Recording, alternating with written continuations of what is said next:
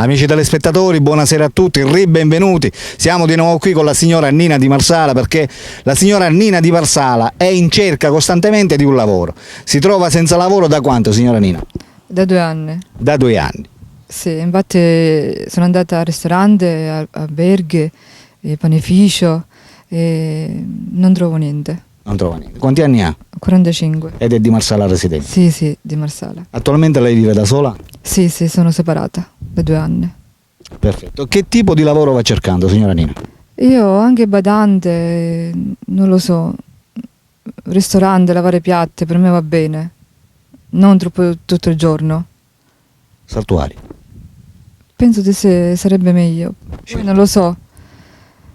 Non lo so, perché non so cosa trovare. Non Esatto. trovo proprio niente. Lei ha titolo di studio? Terza media. Terzo. Terza Va media, bene, signora Nina. sì. Ci stiamo rivolgendo a tutti quelli che possono essere in grado di dare un lavoro alla signora Nina Di Marsala. La signora Nina Di Marsala è in grosse difficoltà.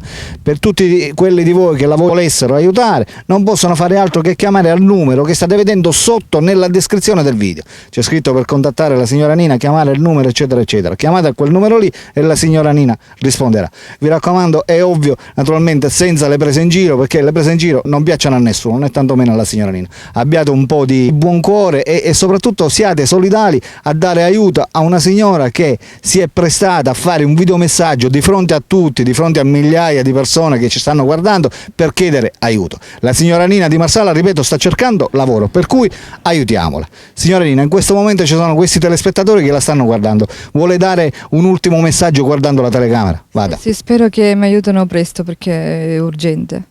E ho bisogno proprio perché cerco una casa e la casa costa troppo.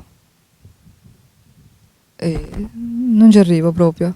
Sono proprio in difficoltà. E quindi vorrei che presto mi aiutassero. Perfetto, ha detto tutto, per cui aiutiamo la signora Nina. Alberto Lipari vi saluta e vi saluta naturalmente. Antonina. Ciao ciao. Grazie, ciao.